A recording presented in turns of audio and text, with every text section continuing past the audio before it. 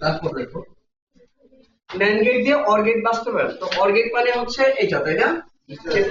এখন আমরা যদি লিখি যে এই অর গেটের a প্লাস b এর কাজটা করে দিবে কে? ন্যান্ড গেট করে দিবে, তাই না? এখন মনোযোগী হও, এই যে একটা অর গেট লিখলাম, এই একটা or get, sorry not get. আমি আগে লিখি তারপর বুঝিয়ে দিব, ঠিক আছে? তারপর আবার আরেকটা নট গেট লিখলাম, নট গেট। এখন এগুলাকে নটের মতো করে লিখবো, এই এ দিব আর এখানে এসে এ, এই ধরনের হলে আউটপুট কি বের হয়? আমরা নর নিতেছি কেন? ন্যান্ড দিয়ে করতেছি না? তো ন্যান্ড, তো এই ন্যান্ড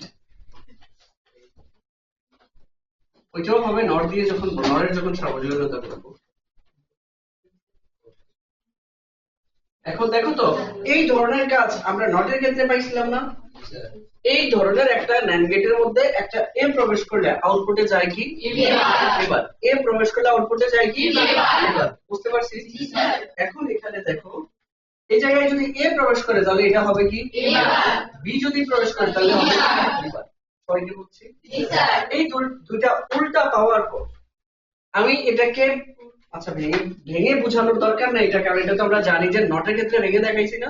এটা কিভাবে এবার হয়েছে, এটা বিবার কিভাবে, এটা বুঝি না, সেটা লাগবে, এটা জাস্ট একটা কৌশল মনে রাখো। আমরা বের করব কোনটা? a plus b। কি বের করব? তাহলে a এবং b এর মাঝখানের চিহ্নটা কি হবে? প্লাস, মানে অর। কিন্তু কাকে দিয়ে? ন্যান্ড কে দিয়ে। তো ন্যান্ড এর মধ্যে এন্ড কথাটা আছে কি? কারণ ন্যান্ড এর মধ্যে সাধারণত ডট সিম্বল, ন্যান্ড এর মধ্যে সাধারণত কি সিম্বল? Dot symbol. তো ডট থেকে প্লাস বানাইতে হবে, ডট থেকে প্লাস বানাইতে হবে। খুব মনোযোগ। আমরা জানি যে ডি মর্গানের সূত্র a ডট b বার, ওটা দেখাও, a ডট b বার। এটাকে আমরা লিখলে a কে উল্টে ফেললে এবার, ডট কে উল্টে ফেললে প্লাস, b কে উল্টে ফেললে। দেখো তো এইটা আর এটা একই, শুধু উপরের বার দুইটা না থাকলে চলতো, রাইট কিনা?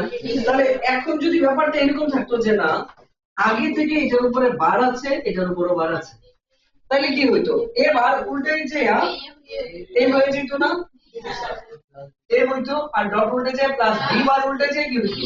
তাহলে বুঝা গেল প্লাস আনতে হলে ডি মর্গানের সূত্র লাগবে, প্লাস আনতে হলে কেন লাগবে? কারণ এখানে ন্যান্ড মানে এন্ড, এটা হচ্ছে এন্ড এর অস্তিত্ব আছে, মানে ডট সিম্বল। ন্যান্ড এর মধ্যে কি ডট সিম্বল না? ডট সিম্বল থেকে কোন সিম্বলে রূপান্তর হতে হবে?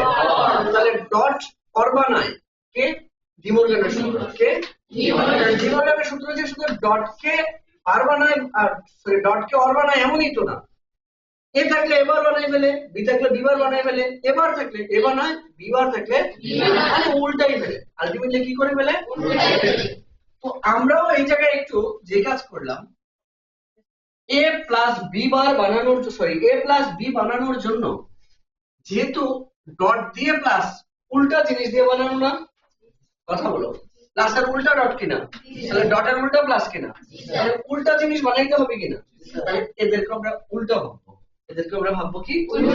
আছে কি এ, মনে করবে এটা এবার, মনে করবে কি অর্থাৎ এবার বানাইতে হবে। আছে কি বি, কিন্তু ভাববো কি এবার, ঠিক আছে? তাহলে এটাকে দেখলাম কি, এটা আমি এবার বানাইতে হবে, বানানো হয়েছে কিনা? এটা আছে বি, বানাইতে হবে কি? এখন এটা বলে উল্টাটা পাওয়ার পর এখানে ফাইনালি দুইটাকে আবার ন্যান্ড গেটে দিয়ে দেবো, তাহলে রেজাল্ট হবে a প্লাস, আচ্ছা এইটাকে ক্যালকুলেশনটা দেখাই, কি আসবে? এবার আর কি প্রবেশ করলো? এবার। এটা ন্যান্ড হওয়াতে ডট হইয়া হোলবার হবে না? সবাই কি বুঝছি? যারা প্রবেশ করে ডট হইয়া হোলবার হয় না? এখন এবার কি উল্টাই ফেললে কি হবে? এ ডট উল্টাই ফেললে কি হবে? বিবার উল্টাই ফেললে কি হবে? এটা বুঝছি কি? সবাই কি বুঝছো? তাহলে বুঝলাম যে ন্যান্ড দিয়ে অর বানাইতে হলে, ন্যান্ড মানে এন্ড এর অস্তিত্ব আছে, আর অর বানাবো মানে প্লাস বানাবো মানে প্লাস, মানে ডট আর প্লাস একটা একটা উল্টা না? উল্টা হলে সবকিছুকে ভাববো কি ধরনের?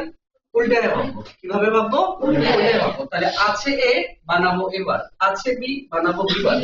উল্টানোর পর দেখবো যে দুইটা উল্টাইছে কিনা, উল্টাইছে না? উল্টানোর পর ফাইনালি এটাকে NAND গেটিং দিয়ে দিব, রেজাল্টটা চলে আসবে। ঠিক আছে? এখন যদি এটা এ না হইয়া এবার হইতো, তাহলে এখানে কে প্রবেশ করতো? এ। এবার হলে কি প্রবেশ করতো? এ। আর বি হলে প্রবেশ করতো কি? সবাই কি বুঝতে পারছি? বুঝছি। এটা বলতে হবে। এখন এখানে কয়টা গেট লাগছে? লিখো কি যে অর গেট বাস্তবায়ন করতে তিনটি NAND গেট প্রয়োজন, তাই না? NAND গেট প্রয়োজন। লিখো